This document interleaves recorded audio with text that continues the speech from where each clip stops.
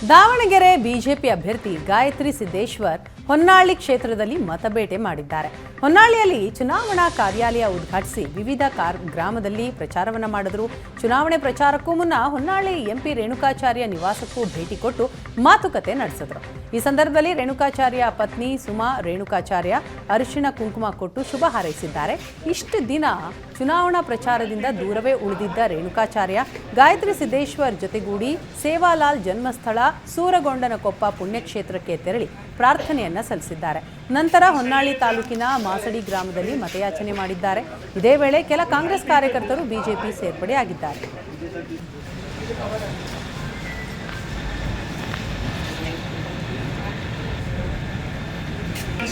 Davanagere BJP ಅಭ್ಯರ್ಥಿ ಗಾಯತ್ರಿ ಸಿದ್ದೇಶ್ವರ್ ಹೊನ್ನಾಳಿ ಕ್ಷೇತ್ರದಲ್ಲಿ ಭರ್ಜರಿ ಮತ ಪ್ರಚಾರವನ್ನ ಮಾಡ್ತಾ ಇದ್ದಾರೆ.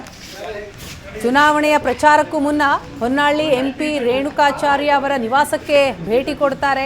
ರೇಣುಕಾಚಾರ್ಯ ಅವರ ಜೊತೆ ಮಾತುಕತೆಯನ್ನ ನಡೆಸ್ತಾರೆ. ಈ ಸಂದರ್ಭದಲ್ಲಿ ರೇಣುಕಾಚಾರ್ಯ ಅವರ ಪತ್ನಿ ಸುಮಾ ರೇಣುಕಾಚಾರ್ಯ ಗಾಯತ್ರಿ ಸಿದ್ದೇಶ್ ಅವರಿಗೆ ಅರಿಶಿಣ ಕುಂಕುಮ ಕೊಟ್ಟು ಶುಭ ಹಾರೈಸಿದ್ದಾರೆ. ಇಷ್ಟು ದಿನ ಚುನಾವಣಾ ಪ್ರಚಾರದಿಂದ ದೂರವೇ ಉಳಿದಿದ್ದರು ರೇಣುಕಾಚಾರ್ಯ.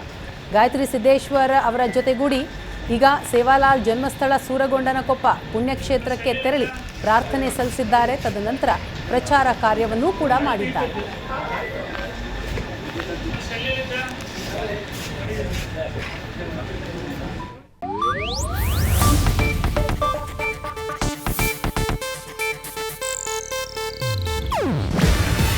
ಇದು ಏಷ್ಯಾನೆಟ್ ನ್ಯೂಸ್ ನೆಟ್ವರ್ಕ್ ಪ್ರಸ್ತುತಿ. ನೀವು ನೋಡ್ತಿದ್ದೀರಾ ಏಷ್ಯಾನೆಟ್ ಸುವರ್ಣ ನ್ಯೂಸ್.